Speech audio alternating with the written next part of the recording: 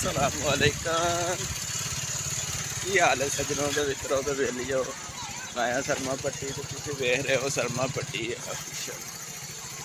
तो सजनों के मित्रों वेलियो असं शहीद मेली आए हैं तो शहीद मेली का तुहानू नज़ारा दिखाना है असी। ठीक है साडे नाल रहना बड़े चस आउणगे। कोई नजर नहीं आ रहा तो बंदे ने फोन कर रहा बंदा आ रहा है साडे कोल ते फिर उन्होंने मिलने इंशाल्लाह तुहानू भी मिलाने हैं। तुहानू तो पता ही है बंदा केड़ा है क्योंकि तुसीं साडे नाल ही हुंदे जे। ठीक है ते बंदे नू काम कर रहे हैं। फिर जुम्मा मुबारक होए। अज किन्ने किन्ने जुम्मा पढ़िया भी दस्सिया जे सानू।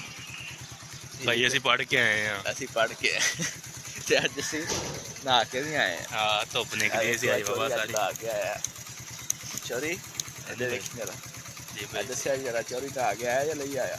नहीं नहाते हैं यार हैं धुप निकली नहाते हैं अगे 2 हफ्ते बाद नहा के आया जे।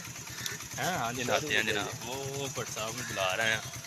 भट्टा को चलिए बुला रहा है चलिए भट्टा को चलिए किधर बुला रहा है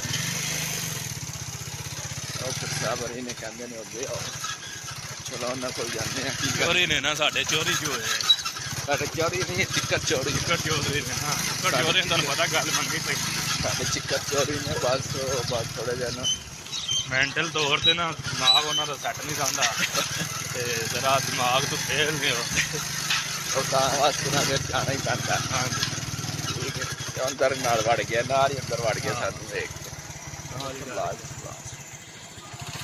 चलो चोरी साहब अच्छा जी सज्जनों तो मित्रों बेलियो चोरी साहब ने मिले चिक्कर चोरी नूं केड़ा तुहानूं दिखाया सी। चिक्कर चोरी केड़ा पता वो तुहानूं दिखाया ते हुण उहनूं मिल के आए हैं इत्थे दफ्तर इंशाअल्लाह अपने डेरे ते बैठे हैं। तुहानूं उहदों भी अपना डेरा दिखाया सी। ठीक है ते किसी भाई ने मकान लैना होवे जां कोई और मतलब जो भी मकान खरीदो फरोख्त करनी होवे जां किसी भाई ने किराए ते लैना होवे दुकान लैनी होवे प्लाट लैना होवे वो भी साडे नाल राबता कर सकते हैं। ठीक है ते होर कोई भाई ने अगर कोई रजिस्ट्री वगैरह करवानी है जां स्टाम वगैरह कराना होवे ते वो भी भाई इंशाअल्लाह साडे नाल ना राबता कर सकते हैं। साडा दफ्तर है रचना टाउन बाजार दे विच ना गली नंबर 5 दे विच साडा दफ्तर है।